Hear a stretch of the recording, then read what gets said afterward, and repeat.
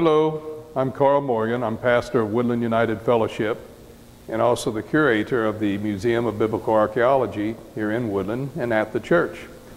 This afternoon I wanted to share with you a little bit of information about the museum so that when you decide to come and visit the museum, it would be a better experience for you and you would have a better understanding of what the museum is all about. So first of all, just a couple questions that you may have about the museum. One is, how long has it been here in Woodland and at the church? It's been about 6 years now.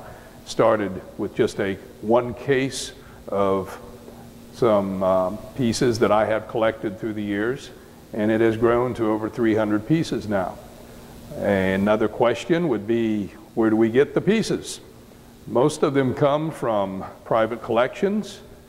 Some have been donated. Other pieces come from another museum that is no longer in service. Some are on loan, and some would be again from my own private collection. We don't have anything in here that was really taken from an archaeological dig, because that is not legal to do so, and especially to remove something out of Jordan or Israel.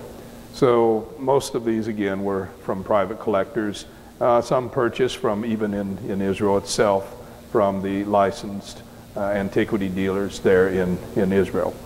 So those are some of the questions. One of the things that is important is the mission statement of the museum. It's on a brochure, but I just read it real quickly so you get an understanding of why we do what we do. The main reasons for the beginning and maintaining the Woodland Museum of Biblical Archaeology are: one, to preserve and display antiquities from the land of the Bible.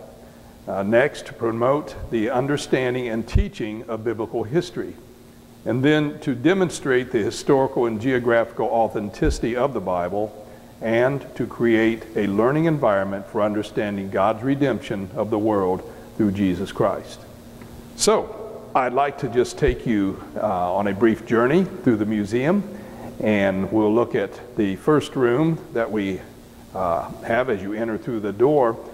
You will see a timeline on the wall. We have 3 timelines in the museum, and the museum is built around the timelines to really understand what we have here and how to understand it better, to get a better grasp of the history. We look at the timeline. The top line of the timeline gives us the understanding of the basic archaeological periods, beginning with Chalcolithic through early bronze, middle bronze, and late bronze. We have dates for those that are generally accepted by the archaeological community.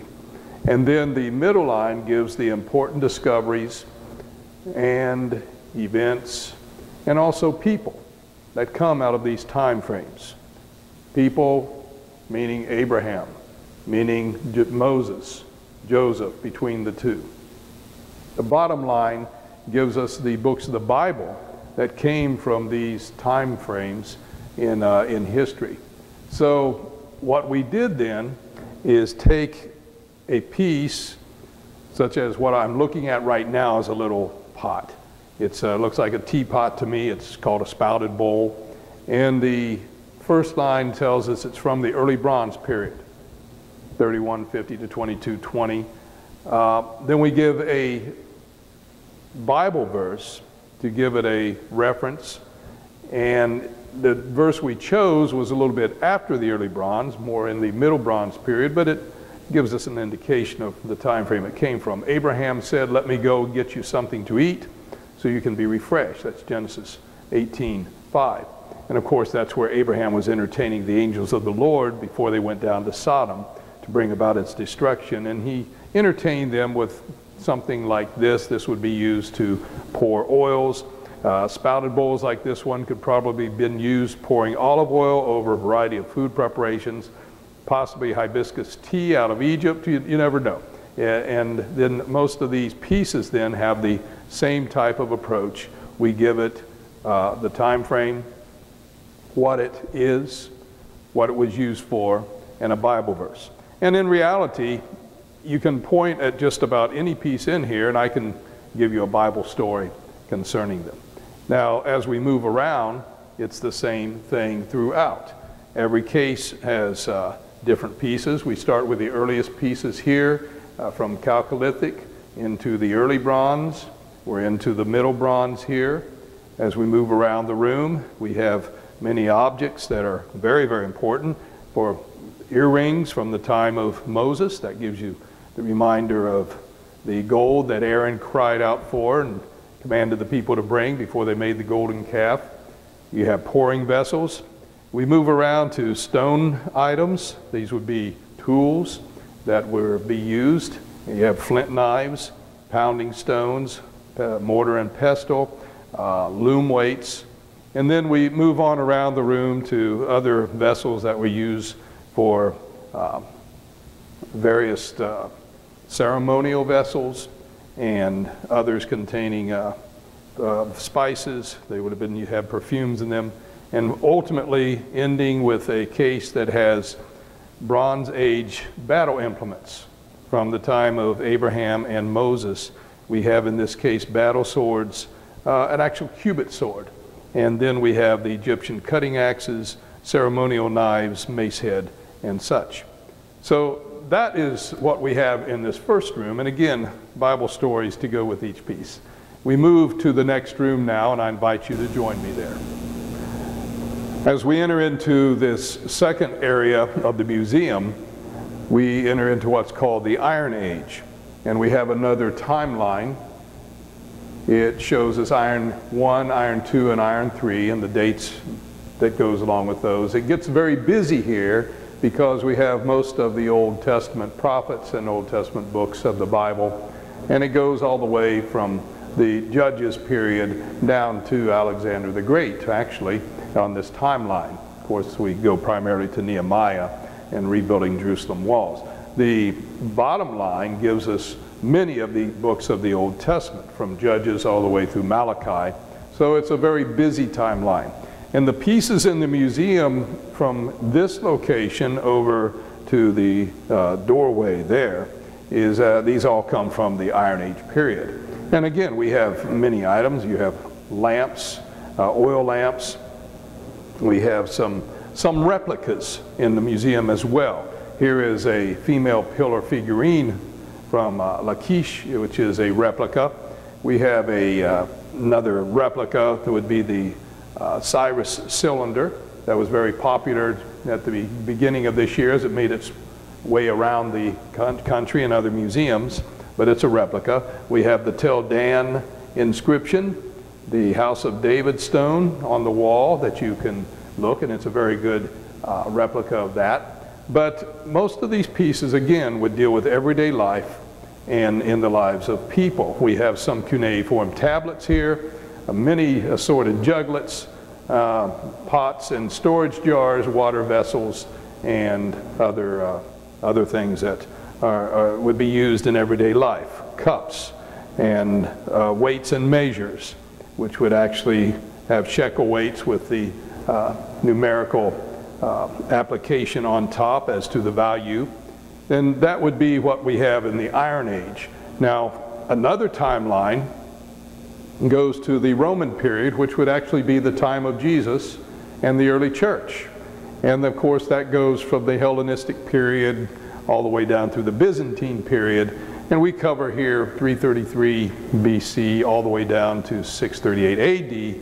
And in this, you have many Roman pieces. The Romans really enjoyed their perfumes, and we have many bottles that would have been used especially for that. A lot of glass vessels, very early glass vessels. Again, oil lamps. And in this case, of course, many everyday items of everyday life. Even a toy that children would have played for. Pouring vessels. Women's makeup items, including an ampulla that would have been for cosmetics, and even a bronze mirror. Some jewelry, and in the bottom again more oil lamps, including even a ceramic frying pan from the early Roman period.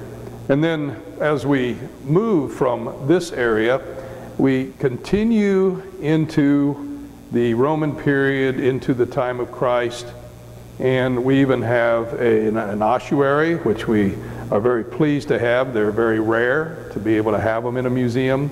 And of course, these are dated from anywhere from 30 BC to 70 AD, and this is a very nice ossuary, and invite you to come and see that. It's very special.